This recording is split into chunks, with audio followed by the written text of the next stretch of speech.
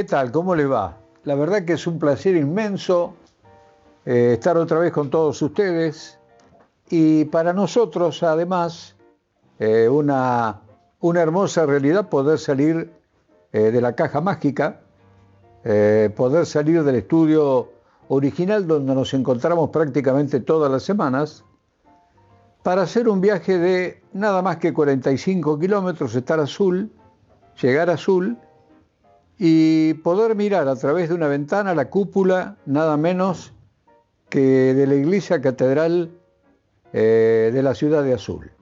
Una ciudad a la que yo quiero mucho, que está en lo más profundo de mis recuerdos y de mi corazón.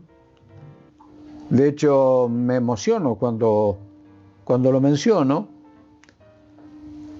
pero hemos hecho este recorrido, este pequeño viaje, para hablar con una leyenda.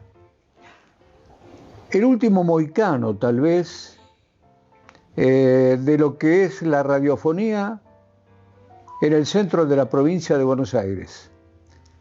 Para la gente hoy la radio es una cuestión común, es nada más que encender un aparato, cada vez más chico, en el coche o donde sea, pero muy poca gente tiene conciencia de que en el año 52, la única radio que existía en el centro de la provincia de Buenos Aires, cuando no tenía radio Tandil, cuando no tenía radio La Barría, cuando no tenía radio Tres Arroyos, la única radio que existía en todo el centro de la provincia de Buenos Aires era LU10 Radio Azul, filial en aquellos años de nada menos integrante de la red azul y blanca de emisoras de LR3 Radio Belgrano. Y de aquella primera camada de locutores que integraron, no, que lo diga él después, de aquella primera camada de locutores hoy tenemos la suerte de poder entrevistar nada menos que a Julio Juárez, una brillante voz comercial de aquellos años, diría casi hasta el día de hoy, no solamente locutor comercial, sino también periodista, fundamentalmente periodista deportivo, y dentro de lo deportivo, muy especialmente vinculado al deporte automotor. Así que, Julio, es un gran placer para el streaming de Cadena 103 tenerte hoy con nosotros. Te hemos venido a visitar. De alguna manera esto también es un homenaje, no solamente a vos, sino a todos los hombres que integraron, un modesto homenaje, a todos los hombres que integraron las primeras voces que surcaron los aires del centro de la provincia de Buenos Aires. ¿Cómo estás, Julio? ¿Bien? Bien, muy bien. Agradeciendo a Dios la salud, estar bien, estar lúcido, poder movilizarme normalmente, conducir, tener una hermosa familia y disfrutarla. ¿Qué más se puede pedir? Una familia que ahora te está mirando y que un poco está disfrutando también ellos de este momento. ¿Quiénes integraron la primera camada de locutores? ¿Cuántos fueron hombres y mujeres de los cuales te acuerdes? Seguramente la memoria no te va a fallar, te vas a acordar de todos, de los primeros locutores del centro de la provincia de Buenos Aires. Bueno, los primeros locutores elegidos, entre 500 postulantes, contaba Juan José Moretti. De 500, todos los días les tomaban examen. Iban un poquito menos, y llegaron a 8, 9. Y cuando les avisaron 1 o 2 días antes que iban a quedar... ¿Quiénes quedaban? Quienes quedaban, era cuando ya la radio estaba en sus transmisiones de ajuste, ¿cierto? Entonces aparecía un señor de bigotito llamado Fito de Paul, es decir, radialmente Fito Di Paola, después jefe de locutores de la radio, anunciando que dentro de pocos días surgirá al aire en el 1200 del dial LU10 Radio Azul, filial de LR3 Radio Belgrano. Con Fito quedaron Oscar Márquez, que después se fue con el tiempo a Radio Rivadavia, nada menos. No sé si duró un año acá.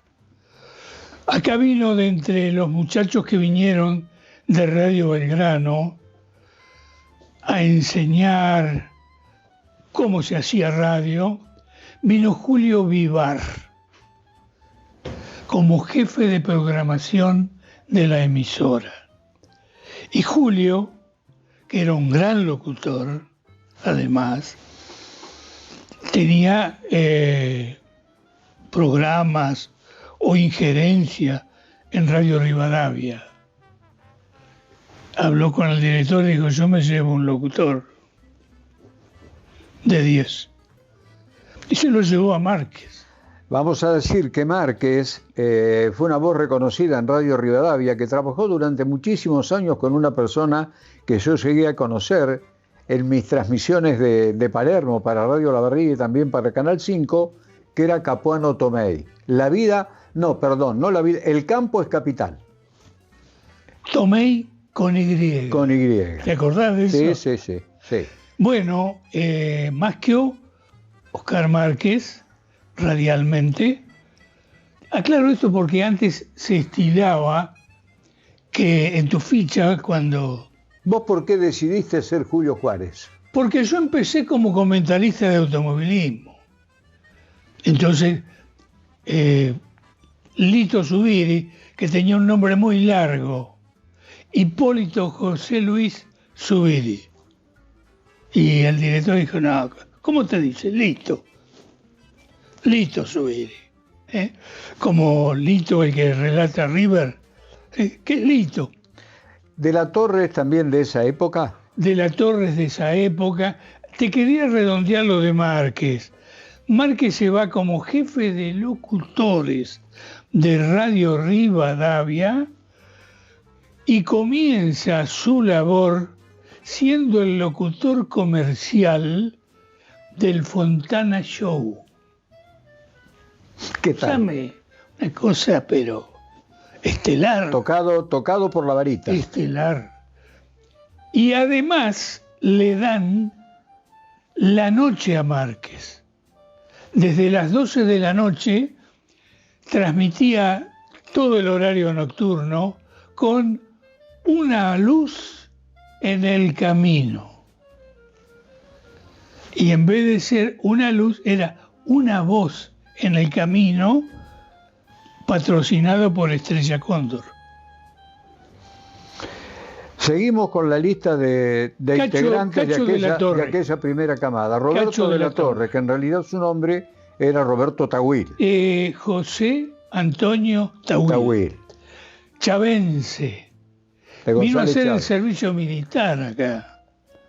Cuando Cacho, que había hecho escuela, como muchos de los muchachos que han andado con el autito por la calle.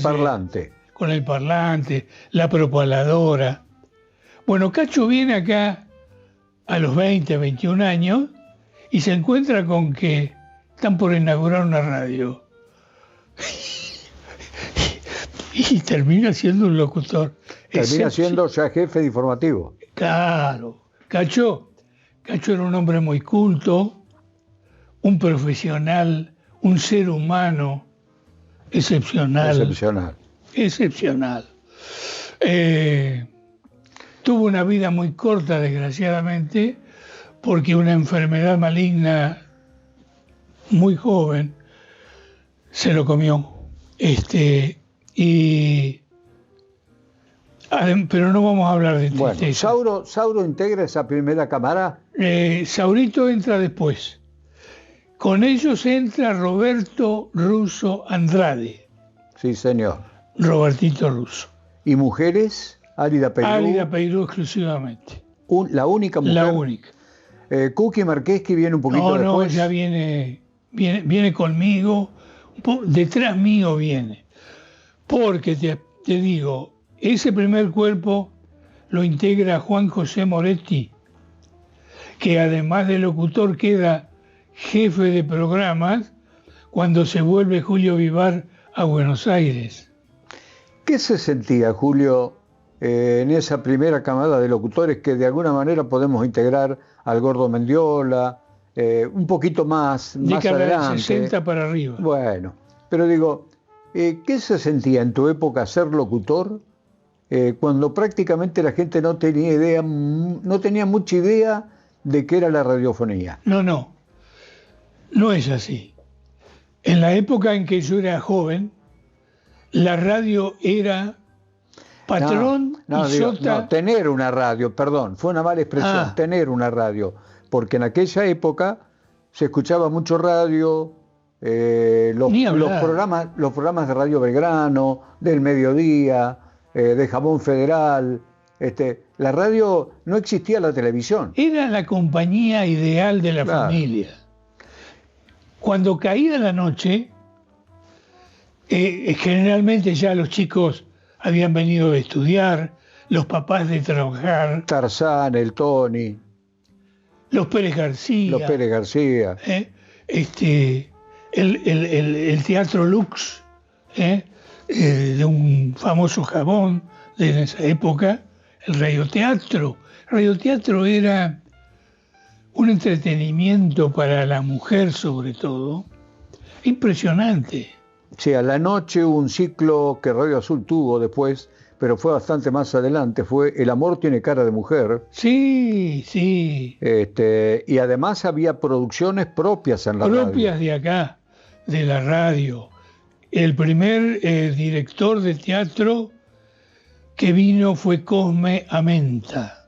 Cosme Amenta formó mucha gente acá de radioteatro, mucha gente. Cuando él se vuelve a Buenos Aires, viene Córdoba, sí, otro actor, vinieron varios, pero queda acá una pléyade de muchachos de teatro, porque acá había mucho teatro vocacional. Había un teatro vocacional en River Plate con un elenco muy interesante. Tenés la memoria impecable, Julio, Y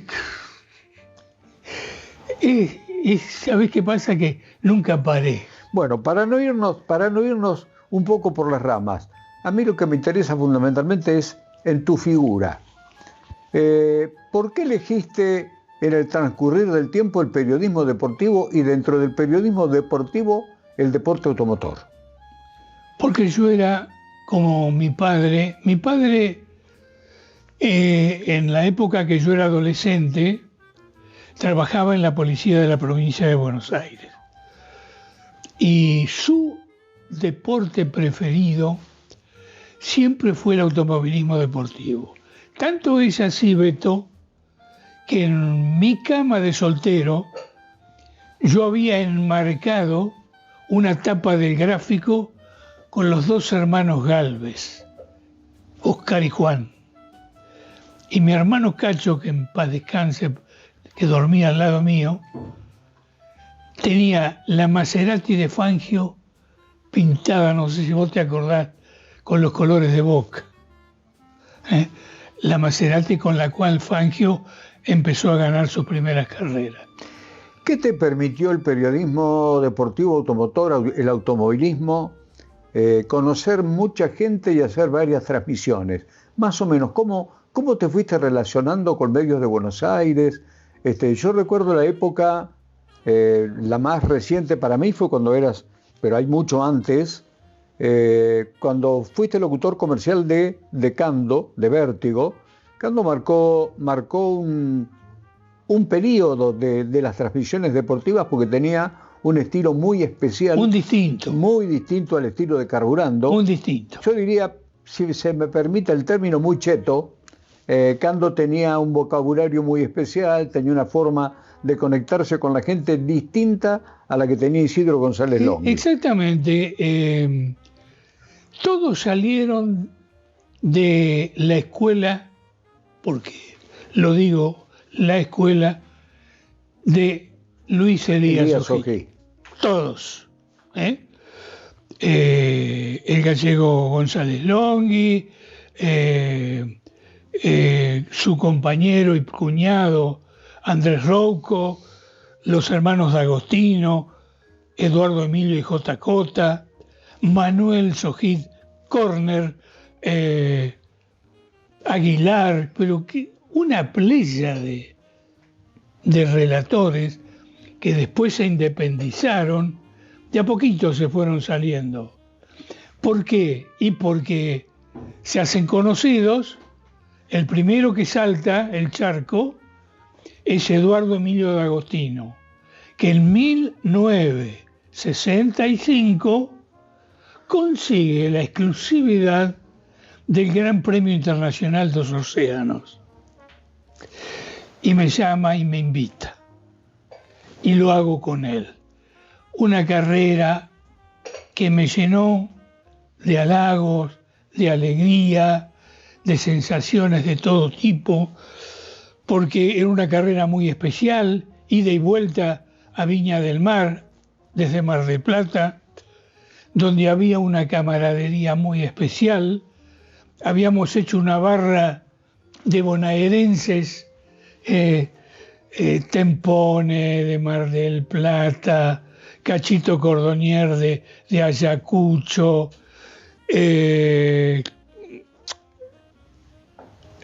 otro de Tres Arroyos. ¿Quién había? Oscar Vieta, que no había debutado, que andaba metido en todo, escuchando todo. Y de Olavarría nada menos que los Emiliosi.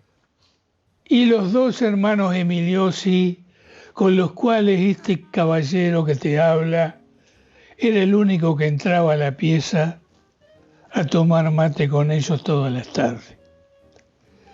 Eso para mí era un halago, un premio, porque yo con ellos tenía un trato muy especial. Vos no te vas a acordar, yo me iba los viernes, antes de una carrera, al taller de la calle Necochea, a grabarle cuando ponían en marcha la galera, y me volvía para Mirador Deportivo. Vos sabés que ese era un momento casi religioso para mucha gente de Olavarría. Bueno, no me olvido nunca. Era una misa. Del papá, del viejito Emiliosi, de la cadena. ¿De qué personas te acordás de aquella época que estaban en el entorno de los hermanos Emiliosi? Y sí, había mucha gente muy conocida, gente que fue presidente de la Peña. ¿Te acordás de Lito Hipólito, que vos lo trataste mucho? Con Lito íbamos, con Carlitos Tártara, casi toda la semana a comer al AMCO, con Carlitos, porque el negro era muy amigo, muy compinche. Moya, que fue Juan Ángel presidente. Moya, después terminó siendo intendente, en realidad fue secretario de gobierno de Enrique Mario Alfieri, y después cuando Alfieri renuncia, él terminó siendo intendente de Olavarría. Y bueno, y después del Gran Premio de los Océanos que hace Eduardo Emilio, estamos en el 65. En el 67 se abre Alberto Hugo Cando, y me llama, y nos fuimos a verlo con Tere, mi esposa. Quería vernos. Yo había venido en el 65 de Lima, que fui a hacer Radio Azul en América. Bueno, acá hacemos un alto en el automovilismo para hacer una observación que para la época era algo realmente importante. El gobierno de John Fitzgerald Kennedy decide hacer una reunión, una cumbre de la Organización de Estados Americanos que se realiza en Punta del Este, que se llamó Alianza para el Progreso. En realidad, detrás de ese nombre en realidad lo que se estaba incubando era de alguna manera contrarrestar el efecto de la Revolución Cubana en toda América Latina. Y Radio Azul tomó una iniciativa, estamos hablando del año 1975, 65, que para la época era todo un desafío. Precisamente a través de ese desafío, Julio va a Lima, en representación de Radio Azul, Roberto de la Torre va precisamente a la sede de la cumbre, a Punta del Este. Fito a Paraguay. Claro, Di Paola o Rodolfo de Paul, si ustedes quieren, va a Asunción, la capital de Paraguay. José Humberto Pica a Bolivia. José Humberto Pica, que era un periodista hecho en la calle, en realidad era un productor publicitario, que era el que le hacía toda la zona a Radio Azul. Con muchas condiciones. Exactamente, va a cubrir ¿a dónde Pica? A Bolivia, a La Paz. A La Paz. ¿Y a Chile quién va? Luis Garay. Luis Garay. Y yo a Lima. Y Aristu. Y Alfredo Aristu a Ecuador. Alfredo Aristu termina siendo después a la postre, o sea, tal vez en ese momento, el subdirector de la radio. Claro. Fue una experiencia no habitual. Yo recuerdo, en aquellos años no era tan fácil viajar al exterior, todo era muy, muy caro, todo era muy lejano. Hoy los viajes se han convertido en algo muy común. Todo el mundo o gran parte de la población tiene la posibilidad de viajar. Argentina está ubicada en el fin del mundo, está ubicada en el cono sur de América Latina, lo cual significa que moverse, todo tiene distancias muy importantes. ¿Qué significó para vos el tener la posibilidad de hacer una cobertura internacional en aquellos años? No para vos, para todos ustedes. Para mí fue una sorpresa primero, una enorme distinción después y una alegría muy grande que me dejaran llevar a mi esposa en lugar de pagarme los honorarios, que eran importantes, como te darás cuenta, llevar otra persona. Quiero tener una apreciación tuya de Lima y te voy a decir por qué.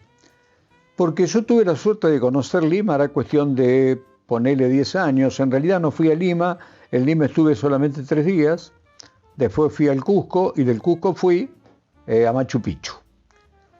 Y yo pensaba, mientras recorría las calles del centro de Lima, si Lima hoy es una capital, ¿qué sería Lima en el año 50? Por eso, seguramente por todo eso, el cine argentino tenía tan buena inserción, y vos lo debés haber palpado en ese viaje, en toda América Latina, porque nosotros éramos la capital de Argentina hasta hace poco tiempo. Para los chilenos es un poco como viajar a París, porque Lima debería ser una ciudad grande en aquel momento, no una gran capital, ¿o me equivoco? Una ciudad colonial, una ciudad antigua, con un gran nivel de cultura que a mí me llenó completamente, un pueblo muy hermano de nosotros, como queda reflejado en el año 1982 en Malvinas. En la presidencia de Belaúnde Terry. En la presidencia del doctor Belaúnde Terry, al cual fue el único periodista de Radio Azul que no llevó la palabra del presidente. ¿Por qué? Porque yo tenía semejante cantidad de proyectos de entrevistas cruzados, ¿no? Que me fui, porque me daba el horario, a la Punta Callao. ¿Vos creías que te daba el horario? Que me daba, y hubo un conato de levantamiento, de revolución o qué, no sé qué, y entonces se perturbó todo en el espacio ese, en el Callao, y cuando quiero acordar no puedo llegar a la hora que había pactado con el presidente en su casa. ¿Vos sabés que no lo pude reparar? Vos sabés que el otro día estaba mirando unas fotografías de un desfile importante que se hizo en Lima para una celebración, supongo que de la independencia del Perú, por supuesto protagonizada nada menos que por José de San Martín. Seguramente. Y cuando pasan los reservistas que actuaron en Malvinas, yo le encuentro alguna explicación a esto. Cuando pasan los reservistas argentinos, se los aplaude con mucho fervor. Con mucho fervor. De hecho, no hace muchos años, no solamente que hubo un apoyo para que tuvieran las dos banderas, la bandera argentina y la bandera británica en Malvinas, que fue un ofrecimiento de paz del doctor Belaúnde Terry. Exacto. Sino que Perú fue el único país que le brindó a Argentina aviones que fueron pintados de los mismos colores que la Fuerza Aérea Argentina. ¿Qué te parece? Aviones Mirage. O sea que de los peruanos recibimos mucho, y yo creo que en el fondo hay una explicación. Y esa explicación la da Vargas Llosa. Es una idea mía esto, Vargas Llosa tiene un libro que se llama no es tarde de perro, Los perros de la calle. Y es una historia que está contada de un chico que estudia en un colegio militar, y en un momento hacen una especie de combate ficticio, y el chico en cuestión dice que va trepando y matando chilenos. ¿Por qué? Porque la animadversión que había entre Chile y Perú viene desde la Guerra del Pacífico. Entonces, como los peruanos de alguna forma tenían concreta noción, esto es una suposición mía, ¿cierto?, de la ayuda subrepticia que Chile le estaba dando a Gran Bretaña en la Guerra de las Malvinas, Perú nos da su total apoyo a nosotros, porque no hay una buena relación, ni la va a haber nunca hasta que se supere con el tiempo esa relación entre los chilenos y los peruanos. Bueno, yo te digo que cuando fuimos nosotros en gobierno de Belaúnde, el pueblo peruano nos recibió verdaderamente como hermanos. Nos abrieron las puertas, literalmente, a punto tal que mi esposa, que era mi productora, conoce una señora, esposa de un embajador, no me acuerdo, la India, no me acuerdo, y esa señora lo primero que hizo, invitarnos a tomar el té al otro día. Fíjate vos. Y en esa tomada de té nos dice, pero ustedes tienen que ir a la casa de las chicas de fulano de tal, que está casada con el ministro de Pesquería de Perú. Y la otra está casada, dos hermanas, con el Comodoro Parra, que es el jefe de la fragata Escuela. Bueno, señora, yo encantado de que me abrieran puertas, encantado. Y fuimos al otro día a cenar comida argentina a la casa del ministro de Pesquería. Y el Comodoro Parra, cuando lo saludo, me dice, así que de azul, ¿eh? Imagínate. Sí. Yo estuve 6 meses en azul. No me diga cómo. ¿Haciendo qué? Estuve haciendo un curso de explosivos en el Arsenal Naval Azopardo. ¿Vos podés creer? Qué chico es el mundo, ¿no? Qué sorpresa, Beto. Qué sorpresa. El mundo no tiene fronteras. Y hoy menos, Julio. Hoy mucho menos. Bueno, como hitos importantes, ese viaje no pasó desapercibido. Yo pienso que para la radiofonía argentina, que una radio del interior haya hecho semejante esfuerzo, tiene un significado muy especial. Otra cosa que yo recuerdo, pero vos la recordás mejor que yo, porque esto lo estuvimos conversando el otro día telefónicamente, yo tenía alguna, no confusión, sino yo estaba convencido que Luis Garay había viajado a Nueva York para transmitir, vos me hiciste la aclaración, la pelea de Goyo Peralta con Willy Pastrano. que fue una pelea que por supuesto marcó a toda la ciudad y a todo el país, porque era una pelea, hubo dos peleas, una primera pelea y una segunda por el título mundial, que Goyo pierde. Claro, en la primera le gana sin estar el título en juego. Sin estar el título en juego. Pero a él le permite pedir una por el título.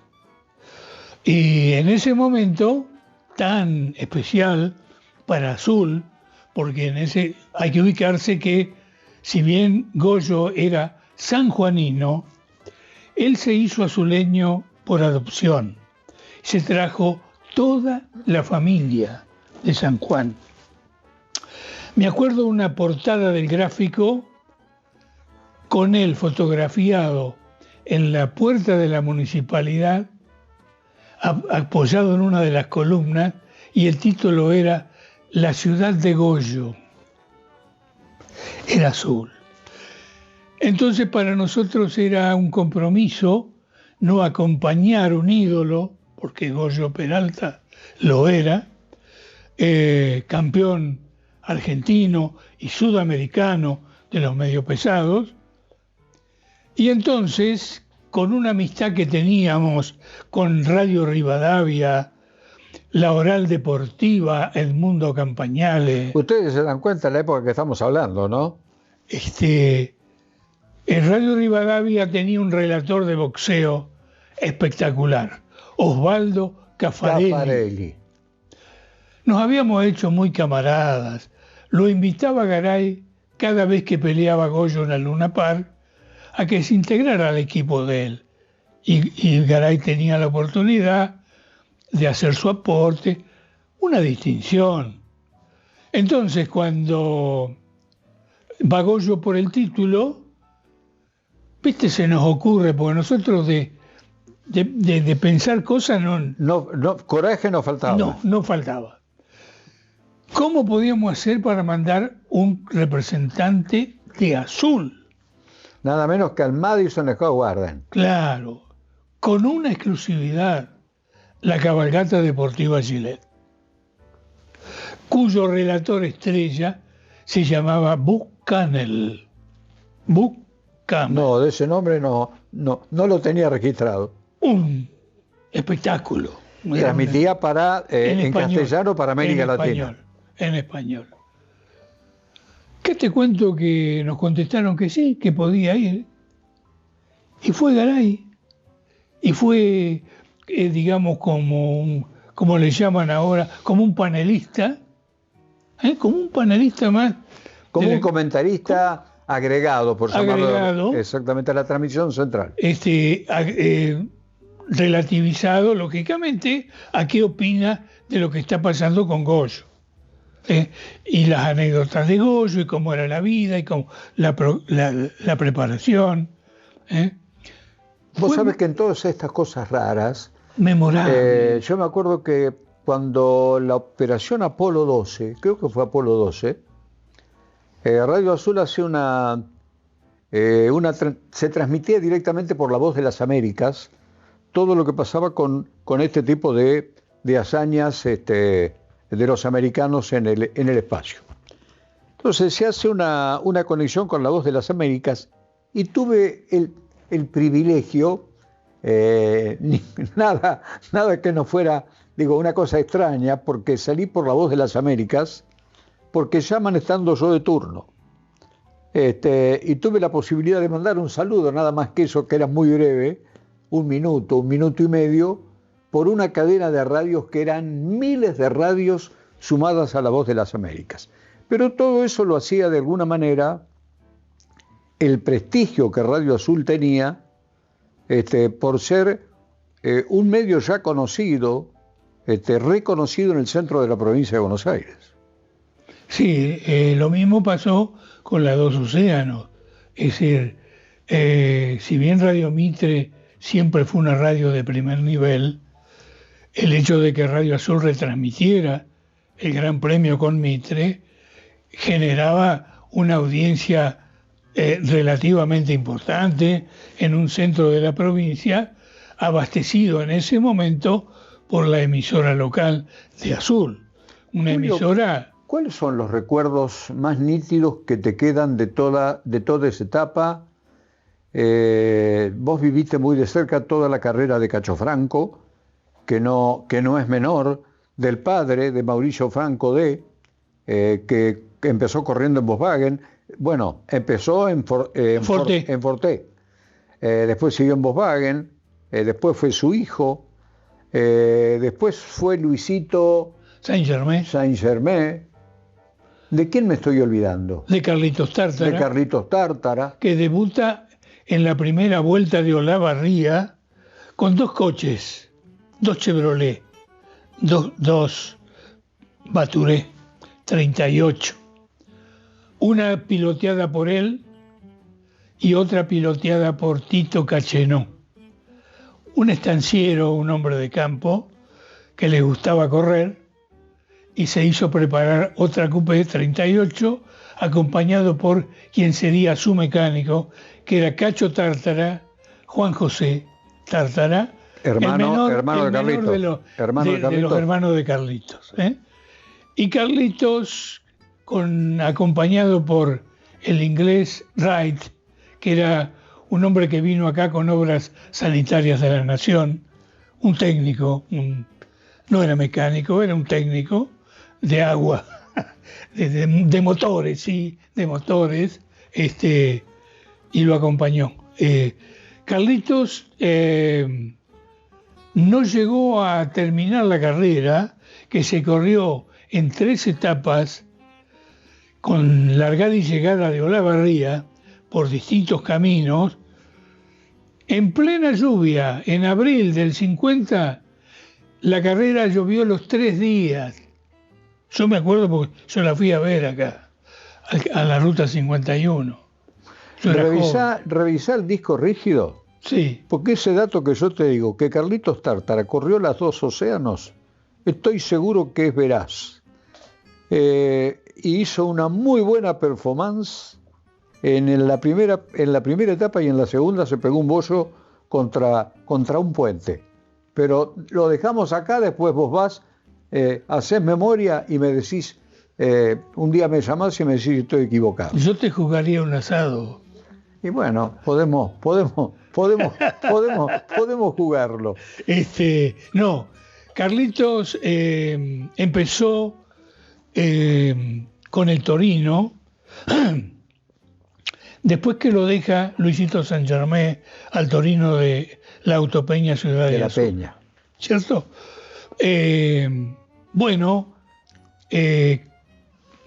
Corrió bien Carlitos, muy bien, con su acompañante de toda la vida, el ruso Ansiat, Miguel Ansiat, chapista de profesión. Y después se armó un Torino, Carlitos, muy lindo, propio de él, con Miguelito Arcián.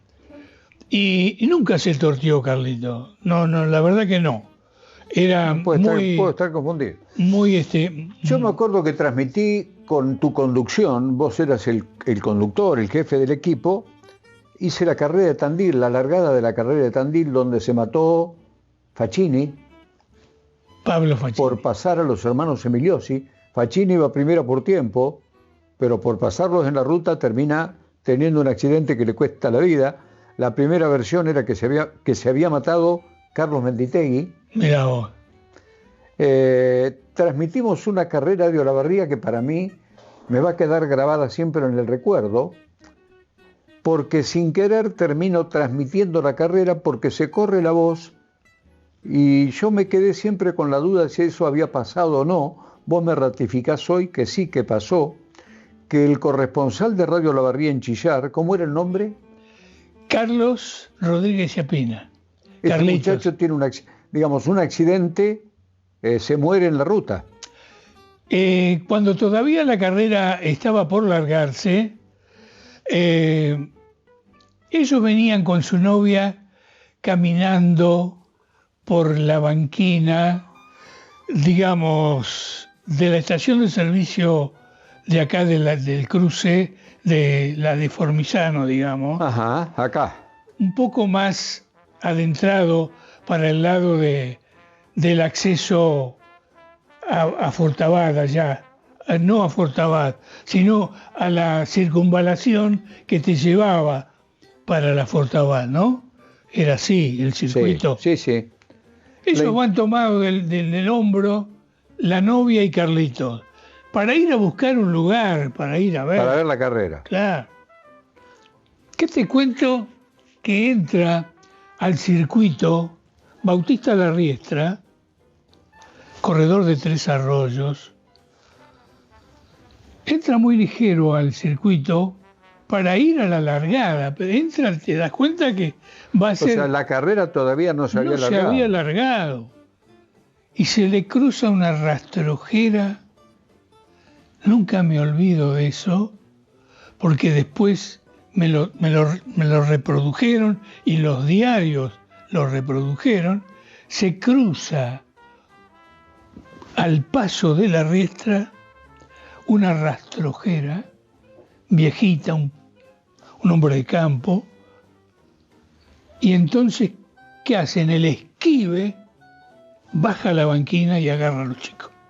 Bueno, a raíz de ese accidente, Julio con Lito Zubiri, cuando se enteran, se van al fondo del camión de transmisión, porque en aquella época las carreras las transmisiones se montaban en acoplados.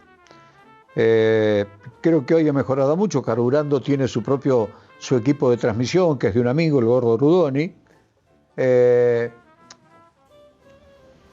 Y quedo a cargo sin querer, de casualidad, de la transmisión. Hasta que la gana Mouras. Hasta el día de hoy siento que fue uno de los hitos, porque nunca me sentí relator, y sin querer, porque el automovilismo me gustaba mucho, terminé relatando una carrera. Yo no sé si fue una casualidad o estuvo pensado, pero ese día me trajeron de Olavarría Azul en avión. No sé si fue un reconocimiento o solamente fue el hecho de que tenía que hacerme cargo de la transmisión deportiva de los domingos en la radio. Tenía que ser el coordinador vos. Exacto. Porque vos eras coordinador. Sí, señor. Un puesto que creé yo... Yo era muy joven. Creé yo... Poco balinazo. Porque tuvimos un dolor muy grande con la primer carrera que transmitimos nosotros, que se cortó la transmisión y no la pudimos enganchar de nuevo. Se cortó la telefónica. Vos no sé si te acordás que había que contratar una línea microfónica y había que pagarla el viernes. O sea, que se corta y la empresa nacional de comunicaciones no nos dio el servicio. ¿Y por qué no les dio el servicio? Porque yo no había dejado un coordinador. Fue un dolor muy grande, porque el coordinador nuestro de deportes iba a mover todos los hilos habidos y por haber hasta la presidencia de la Nación para conseguir que alguien te diera el servicio. Yo recuerdo de esa época, vos llegaste a conocer, yo no los vi en funcionamiento. Seguramente algunos de los chicos que están acá, Lautaro, que es nuestro, nunca sale en cámara, alguna vez los vamos a sacar en cámara, para que la gente vea el frondoso cabello que tiene. Hermoso. Nada que ver con el director de la radio, que tiene muy poco. Los vamos a poner como una comparación, el antes y el después. Claro, está bien. ¿Te parece bien? Sí, está bien. Yo recuerdo haber pagado como una atención, como una gentileza, la línea telefónica. Digo, ¿cómo han cambiado los tiempos, no?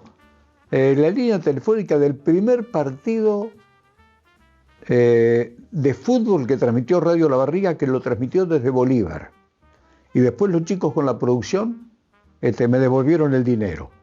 Yo también era joven, pero lo que pasa es que la línea telefónica era un impedimento muy serio para hacer cualquier transmisión del exterior. Era muy cara. Era carísima, por eso fue una amargura muy grande. Yo te diría comparativamente una traición que nos hizo Telefónica, y por eso yo sugerí a la radio no hacer nada, pero nada sin un coordinador de producción.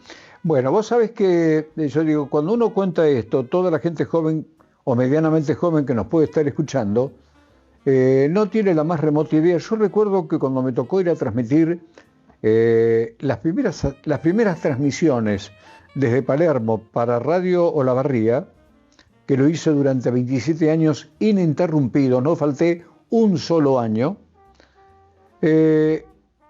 Radio Azul tenía telediscado directo con Buenos Aires. Sí, Olavarría no en ese momento. Lo cual me significaba que Azul pasara la información al instante y yo tenía que esperar larga distancia. Tenía que ir, había una cabina telefónica dentro de la rural. Exactamente, y a veces tenía demora de 4 horas, 5 horas, 6 horas. El día que tuve telediscado me parecía estar tocando el cielo con las manos. Y hoy con un celular no tenés línea, no tenés, todo cambió, Julio, todo cambió. Todo cambió. Imagínate que yo le contaba a nuestro director que yo para hacer un móvil de una cancha tenía que ir con un rollo de cable y el teléfono negro, el General Electric, con disco. ¿Y sabés quién lo instalaba en la cancha? Papá. Porque si yo se lo pedía al jefe técnico, a veces tenía que haber un vecino que te prestara un teléfono. Me prestaba el vecino de frente. Por eso me llevaba el rollo de cable. Papá. Yo me acuerdo que una vez transmití una carrera de motos en la cancha de Athletic. Claro. La misma noche, claro, que Radio Azul hacía una fiesta en el Jockey Club por el tema de la nueva licitación. Yo estaba transmitiendo en la cancha de Athletic, o sea que llegué a la fiesta a las 10 de la noche, y tuve por un VHS, claro, que estaba prohibido, porque en realidad... estaba re prohibido. Estaba prohibido. No se podía transmitir, pero como no había línea telefónica, claro, pero el VHS se podía meter en cualquier lugar y además podía interrumpir otras transmisiones. Claro, ¿no? Claro que sí, bueno. Pero bueno, Beto, hemos hecho escuela. Nosotros aquí en el centro de la provincia de Buenos Aires hemos sido, digamos, como vos dijiste, moicanos, los inventores de la nada, porque viste que nos daban una libreta para anotar y una lapicera, una virome, y anda a cubrir. Buenas noches, Bariloche. Claro. Decime una cosa, ¿llegaste a conocer o llegaste a trabajar con los grabadores de alambre? Y los miro a los técnicos, porque bueno, Javier los debe conocer. ¿Vos trabajaste con grabadores de alambre? No se usaba cuando yo entré 2 años después de inaugurada la radio, porque yo entro en 1954, a esta época, más o menos, mitad de año, todavía Maschio no se había ido a Buenos Aires, era el jefe de programa, y era muy amigo mío de familia, familiarmente amigos. Entonces le digo un día, Gordo, escuchame una cosa, no hay un programa de automovilismo, que yo era un loco de automovilismo. Yo agarraba en mi casa cuando era chico una bocina de fonógrafo que había y transmitía las carreras. Transmitía para vos. Para mis hermanos. El loco o sea que la locura la tuviste siempre. El loco de la radio. Y cuando hice el servicio militar a los 20, fui el loco de la radio. Después te cuento la anécdota, pero vamos a esto. Cuando nosotros empezamos, le digo a Lito Zubiri, compañeros del Colegio Nacional, que éramos fanáticos del automovilismo. Lito Zubiri era un hombre de campo. Su estancia, sus padres, ahí en Pablo Acosta. Cuando había carrera en Tandil, yo me iba a la casa de él ahí y de ahí nos íbamos a Tandil a ver la carrera. Le digo, ¿vamos a hacer un programa? Pero ¿y cómo? Vamos a encararlo si nosotros sabemos de automovilismo cualquier cosa. Cara tenemos cualquier cara. De sobra. Le digo a Maschio y Maschio me dice, bueno, vamos a hacer una prueba. Nos vamos a la radio, nos citan a la radio, hacemos la prueba y queda charlas de automovilismo martes y jueves de 19 a 20. Hablamos de boxeo hoy y nos olvidamos de una figura muy importante en los comentarios de boxeo, que era Clavelino. Alberto Clavelino. Murió hace poco, además, Mario Daer. Murió Mario Daer. Gran amigo. Y también de suplantar en box. Mario era comentarista de fútbol. De fútbol. Y relator de fútbol. Muy buen relator, muy buen comentarista. Bueno, vos sabés que Mario, tuvimos vidas cruzadas con Mario. Me acuerdo, yo las escuchaba. Porque con Mario nos sentamos juntos en el banco en primer grado. Compartimos la escuela 17 en el mismo banco. Después la vuelta de la vida hicieron que nos volviéramos a encontrar en las transmisiones de Palermo. Él para Canal 2 para Canal 2, yo para Canal 5 de Olavarría y para Radio Olavarría. En la misma época él era gerente del Canal de Azul. Sí. Y yo tenía agencia de publicidad, con Palazuelo teníamos agencia de publicidad, o sea que continuamos con la relación. Pasa el tiempo, yo empiezo a trabajar en Cadena 103 y me comunico con Mario para que Mario fuera nuestro corresponsal aquí en Azul. Después de 8 años que yo dejo de levantarme a las 5:30, 6 de la mañana para estar a las 7 menos 20 en la radio, y el director lo sabe, me cansé, 8 años y ya era un esfuerzo importante.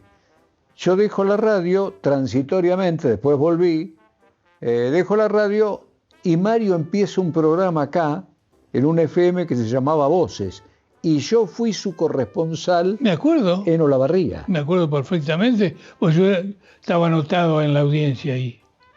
Así que tuvimos vidas paralelas con Mario. Yo con Olavarría tuve siempre un enlace muy especial, afectivo. Te nombré al Negro Hipólito, te nombraría a Néstor Dillano, gerente de la Liga de Fútbol de Olavarría, a Hugo Matrela, los locutores primitivos de Olavarría. Pizarro.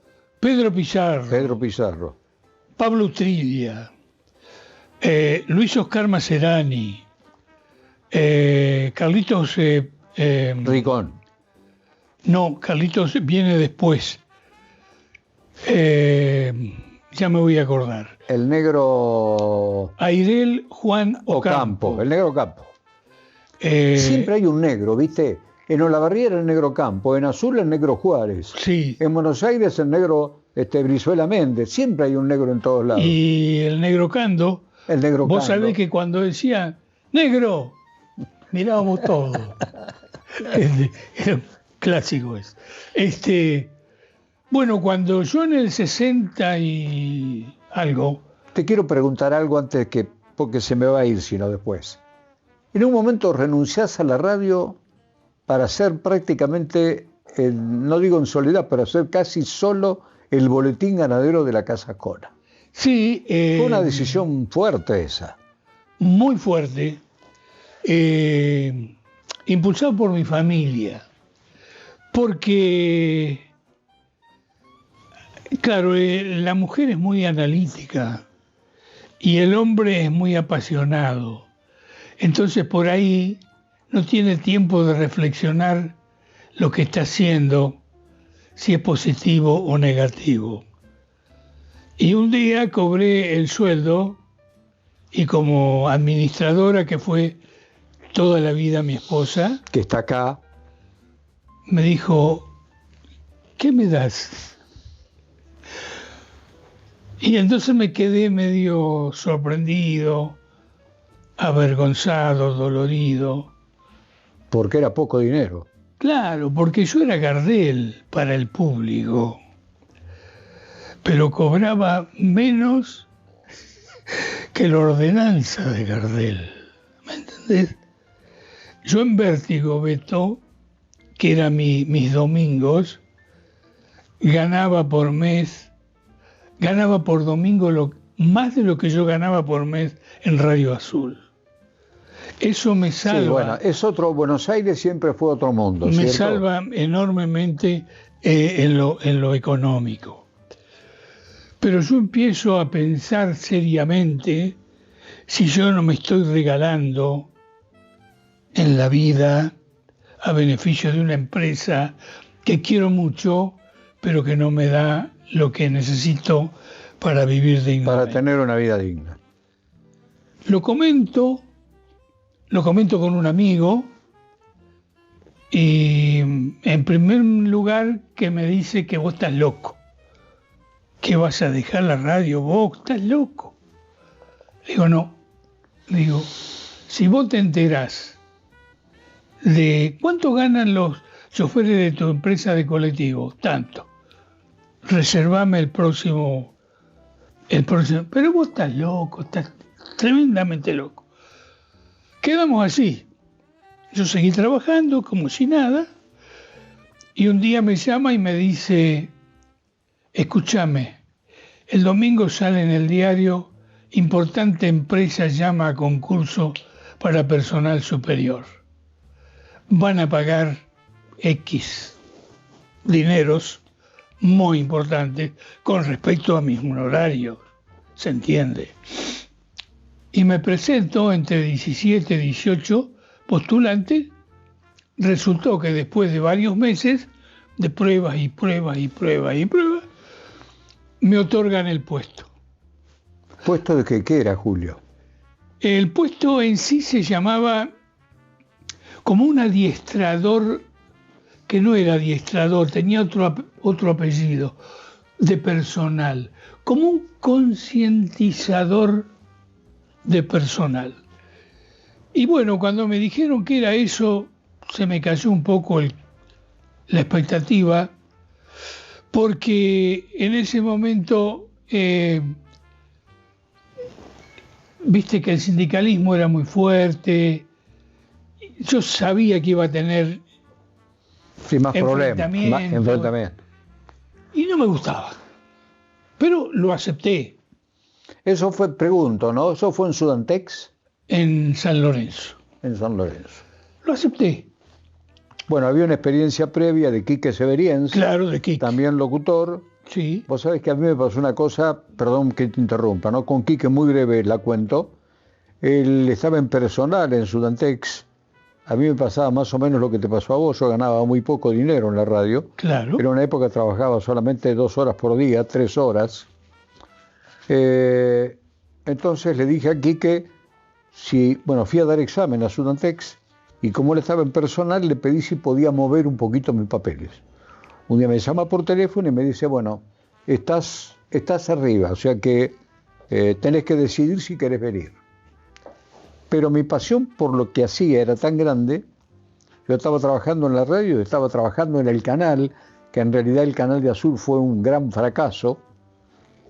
Nunca debió haber existido, esa es la realidad, porque yo iba a tener solamente 600 abonados. Estás refiriendo a Canal 3. El canal que montó la empresa de Santo Mauro, es decir, el primer canal que tuvo Azul de circuito cerrado, que fue un fraude, fue un fracaso en realidad. Sí. De todas maneras, yo tenía la posibilidad de trabajar.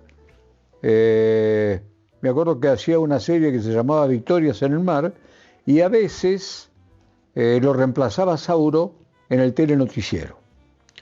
Que escribía papá. Le digo a Santo Mauro, mire, le digo, yo tengo la propuesta de ir a trabajar a Sudantex, pero si usted me aumenta el sueldo, me quedo en la radio, porque era mi pasión. Claro. Digo, cuando uno triunfa en la vida o tiene medianamente suerte, o la suerte te acompaña, es un hada que va caminando al lado tuyo, es porque estás haciendo lo que realmente te gusta. ¿Yo sabes cómo conseguí trabajo en Radio Azul? Fui a pedir trabajo de administrativo. Borrero me escucha, yo lo conocí a Luisito, me dice, ¿no te animás a ser locutor? Ya a los 18 años me animaba a cualquier cosa. no tuve que dar ningún examen. O sea, el examen fue directamente al aire, salió un 5 de octubre, el día del camino. Pero yo te interrumpí, perdón. ¿Y dónde estábamos ahora? No, estábamos en que vos fuiste, pero yo me refería a otro cambio. Bueno. Yo me refería a otro cambio que hiciste vos, que fue cuando te fuiste a Cona. Ahí me llama cuando yo renuncio. Entro de San Lorenzo a la radio como todos los días. Yo pasaba a tomar un cafecito con el director. José, tengo una buena y una mala. Gané el concurso con Borrero de Cerámica San Lorenzo y me voy de la radio. Ellos quieren que me vaya allá porque yo tengo un mes de vacaciones que me debe la radio. Pero yo, como buena persona, me voy a quedar un mes para no perjudicar a la radio y las vacaciones las voy a cobrar. Borrero se quedó helado. La noticia corre como pólvora encendida por la ciudad. A la noche estamos cenando en mi casa y viene uno de los gerentes de Ascona y me dice: me enteré que te vas de la radio. ¿Guerci? Gallani. Francisco. Sí. Pero vos estás loco, ¿qué te pasa? Vos no te podés ir de la radio. Sí, pues, hacerle el cuento, tomar un vino con él y decir: mira, te vengo a decir que don Carlos te espera mañana a las 11, domingo. Carlos Ascona fue para Azul uno de los empresarios de casas ganaderas más importantes, una casa que sabía dar remates de 8.000 animales. Sí. O sea, un disparate de plata. Sí. Le digo: pero yo qué voy a hacer. Yo te pido por favor. Está claro, mi relación con Francisco Gallani era muy grande. Cuando yo me iba a hacer la casa para casarnos, él me salió de garantía en el banco. Mira vos, te quiero aclarar que no era un desconocido para mí, ni yo para él. Había una estima muy grande. Entonces yo estaba en que no lo voy a defraudar. No, dice, a mí no, a don Carlos, vos mañana tenés que ir. Mañana a las 11 y escucharlo a don Carlos. Bueno, tuvimos 2 horas hablando con don Carlos, porque yo no quería volver a fracasar como hombre de trabajo, quedándome con un sueldo líquido, un sueldo. Le digo: no quiero un sueldo, don Carlos. Yo de ahora en adelante voy a trabajar en alguna empresa que me pague sueldo para la jubilación y comisión por lo que yo produzco. Porque yo no soy hombre de arreglar las lapiceras media hora antes de que termine mi turno. Yo no tengo horario. Yo en lo que me gusta no tengo horario. Yo en la radio llegué siempre a comer la comida fría a mi casa, porque nunca me fui a horario de la radio. Y me dijo: yo necesito justamente un hombre como usted. Y me ofrece lo que me ofrece, y me alegra porque él dice: lo primero que quiero es que usted sea la voz del Boletín Ganadero.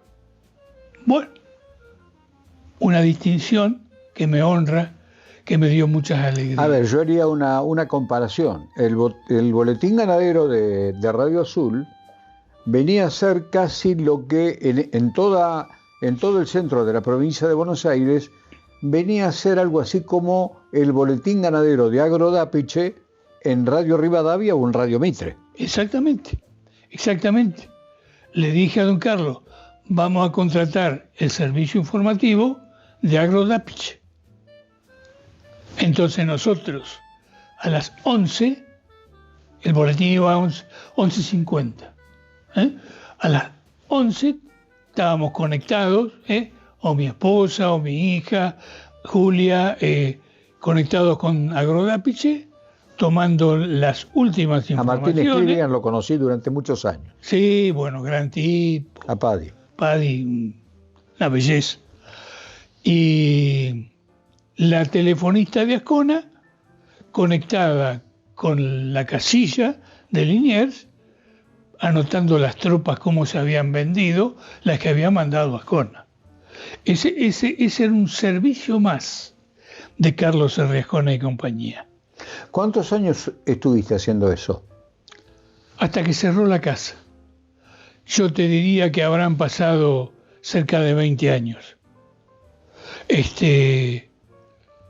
Y bueno, la casa se cierra por una sucesión de malas cosas que pasaron. Sí, de cosas que no vale la pena traer a cuento. Para nada, nada. Pasa algo muy feo. Ascona hace un remate en la época del desagio. Bueno, se produce toda una situación donde hay una muerte en el medio. Hay una muerte, bueno, una cosa muy triste. Muy fea. Y entonces un día voy a hacer el boletín. Yo ya había dejado la casa porque mirá lo que pasa. Un día viene una empresa de seguros importante a querer poner una agencia que Ascona, la consignataria, así como tenía veterinaria, cereales. Inmobiliaria con Juancho Duba. Inmobiliaria. Tuviera otro pedacito que fuera una agencia de seguros. Don Carlos no quiere tener una cosa más, otra cosa, otra administración más, porque había una administración de campos importantísima. Pero dice, pero yo tengo la persona que a ustedes les va a venir bien, fulano de tal. Me llama, me dice, Julio, le voy a pedir un favor, acompañe a esta gente llévela a almorzar, que tiene algo que proponerle. ¿A mí? Quieren que sea el representante en azul. Pero don Carlos, yo estoy muy bien acá. Y este señor, al cual yo tengo toda la vida para agradecerle, me dice, hoy estamos bien, pero el negocio, nuestro negocio, es muy peligroso. Mira vos, fue una predicción, ¿no? Usted escucha a esa gente y si puede, arregle con ellos. Cuando Julio dice la venta de Hacienda es un negocio muy peligroso, yo diría que hasta hace pocos años, en el negocio de la Hacienda, en la venta de Hacienda, en los remates de Hacienda, la casa martillera toma algún recaudo, pero una persona solamente con bajar la cabeza está comprando 20, 30, 40, 50, 100, 200, 300 animales. Era un negocio, cuando el negocio es de invernada, digamos, es una cosa, porque esa hacienda va a un campo, pero cuando el remate es de gordo, esa hacienda va a un frigorífico y una vez que desapareció, voló. Entonces, era un negocio de riesgo y se trabaja con... yo creo que, bueno, eso debe haber cambiado mucho ahora, ¿no? Seguramente. Contame esto, a ver, estoy mirando la cúpula, dije al comienzo de la transmisión, no sé cómo andamos con el tiempo, estamos en una hora, bueno, vamos a ir cerrando. Estoy mirando la cúpula de la Iglesia Catedral de Azul. Hoy le preguntaba a Laureano que me dijera, que me buscara en Google cuántos habitantes tenía Azul en los años 60, 70 creo que le dije, y cuántos tiene hoy. Y la verdad que lo veo muy triste Azul, lo veo... ¿Qué diferencia ves en el Azul que vos conociste de los años 60 y el Azul de hoy? Que se quedó. Es un viejito que se quedó frustrado. Una gran pena, ¿no? Frustrado. ¿Por qué? Porque los viejos inversores pasaron por el tiempo. Hubo gente industrialista acá, la familia Piazza, la cervecería, la Curtiembre. Hubo gente que hubo hizo inversiones. Grandes inversores.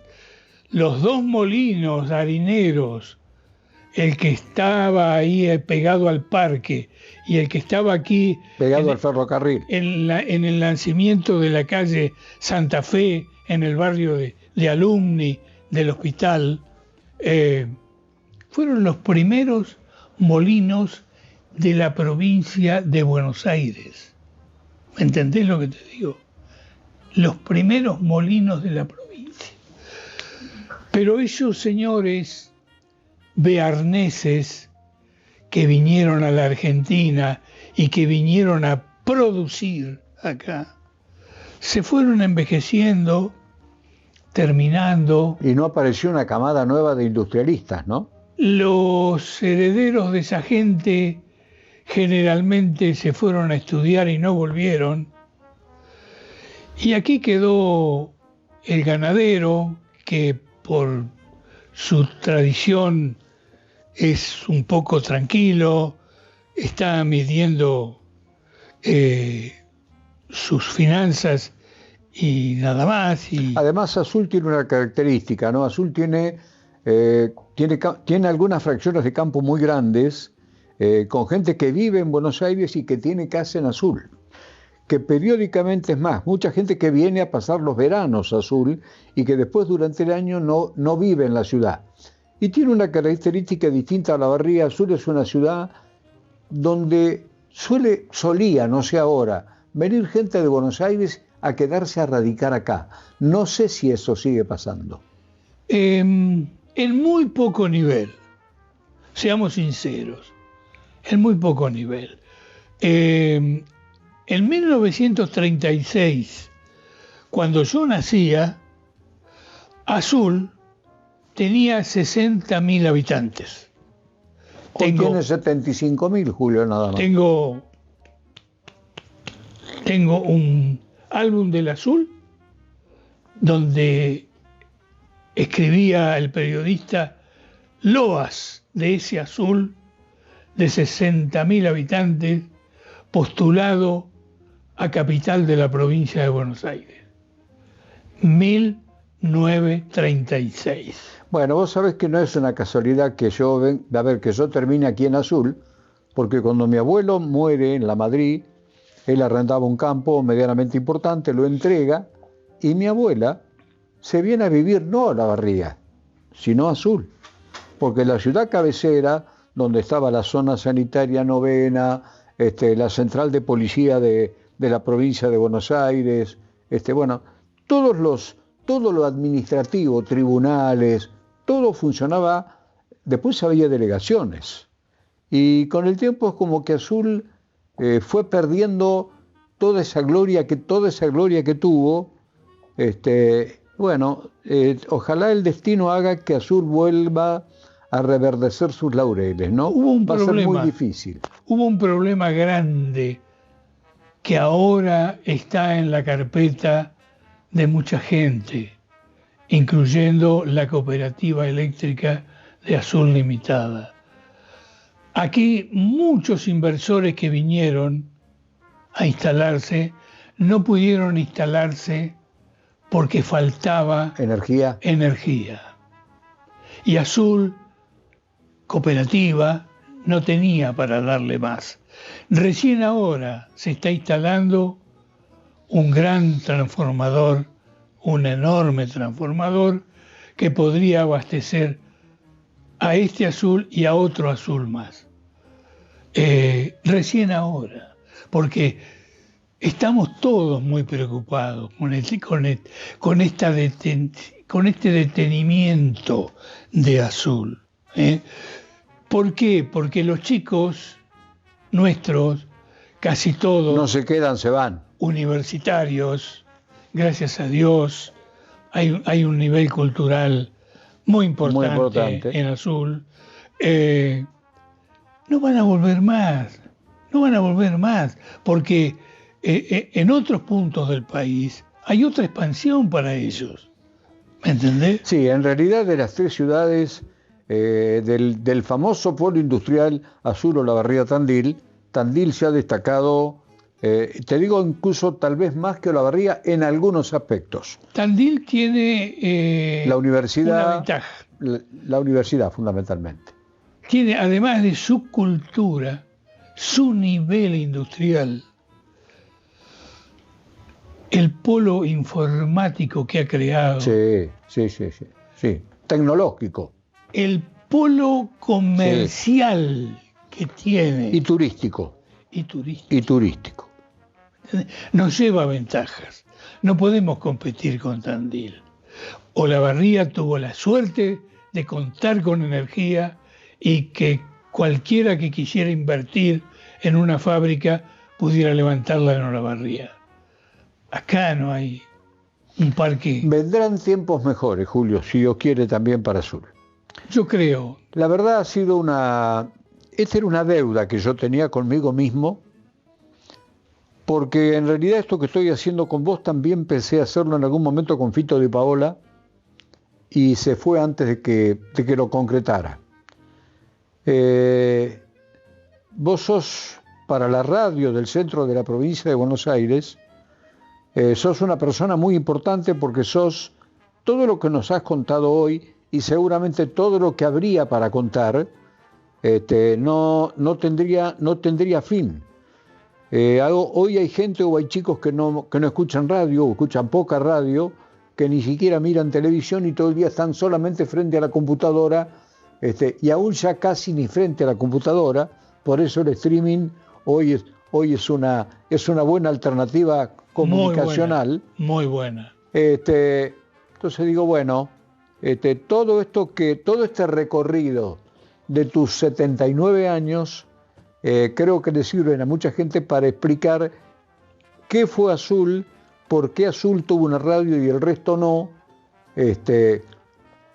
Y bueno, la verdad que ha sido una satisfacción inmensa poder tener mano a mano, esta charla con vos en este día, y por eso nos vinimos desde Olavarría a Azul. Te lo agradezco de corazón, y a vos y a tu familia también le va a quedar en la nube de YouTube este hermoso recuerdo de esta nota, y a toda la gente que tiene la posibilidad de poder verla. Muchísimas gracias, Julio. Mira, Beto, es para mí un homenaje. Acordate que hemos compartido horas muy lindas con un núcleo de gente muy valioso. Hemos tenido compañeros de radio maravillosos, en Azul, en Tandil, en Olavarría. Acordate que nosotros transmitíamos desde Olavarría a través de Hermes Publicidad. Y de Tandil, el Negro Cancela. El Negro Cancela y Lucía Gentil. Y Lucía Gentil. Otra época. Otra época. Pero grandes compañeros todos. Tandil también tenía su negro, el Negro Cancela. El Negro Cancela. Gran tipo. Julio, bueno, muchísimas gracias. Gracias a vos, Beto, por este homenaje.